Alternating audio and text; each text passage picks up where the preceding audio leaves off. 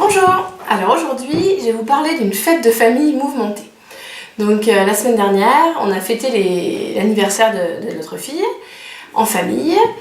Et le sujet de l'éducation est vite venu sur la table, voilà, forcément avec moi. Et en fait, dans la semaine qui avait précédé, mes parents et mes beaux-parents se sont retrouvés en difficulté avec nos filles au sujet du rangement. Le rangement, voilà, je ferai une vidéo spéciale rangement parce que je pense que ça nous gâche la vie à tous. Mon papa et mon beau-père ont menacé ma fille aînée de leur mettre une fessée. Il valait mieux éviter. Donc ils n'avaient pas l'intention de lui mettre une fessée, mais face en fait à leur désarroi, ils se sont imaginés qu'en la menaçant d'une fessée, elle allait ranger. Et ils ont trouvé que le chantage en fait pour essayer ils ont utilisé le chantage pour que le rangement soit fait. Mais bon, ça n'a pas fonctionné. Donc forcément, à table, tout le monde m'a sauté dessus. Mais oui, mais toi, tu aurais fait comment? Et ils s'attendaient à ce que je leur donne des recettes. Voilà, tu dis ci, tu fais ça, et ça fonctionne. Mais bon, les enfants sont des enfants, hein, pas des plantes vertes. Donc une plante, on l'arrose, elle pousse. Un enfant, il n'y a pas chaque situation est différente. Et voilà, il n'y a pas de recette. Hein, c'est ça qui est difficile. Donc voilà, ça se saurait hein, s'il y avait des recettes toutes faites. Et j'ai essayé de leur dire que si on fait ce que l'on a toujours fait, on obtient ce que l'on a toujours obtenu.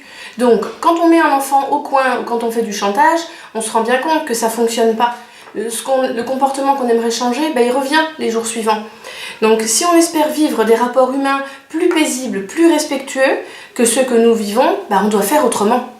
Et on ne peut pas faire autrement si on n'apprend pas à penser autrement. Donc, si je pense autrement, je fais autrement et j'obtiens des résultats différents.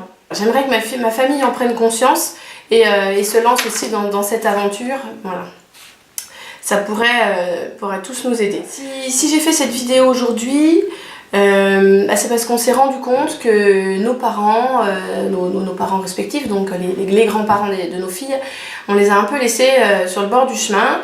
Que voilà, nous on a cheminé, on a avancé dans notre réflexion, on a testé des choses qui fonctionnent ou qui fonctionnent pas. Mais voilà, on était un peu partis sans eux en fait, hein. On les a un peu laissés au bord de la route. Donc si je peux vous conseiller, c'est n'oubliez pas les grands-parents dans l'histoire. Hein.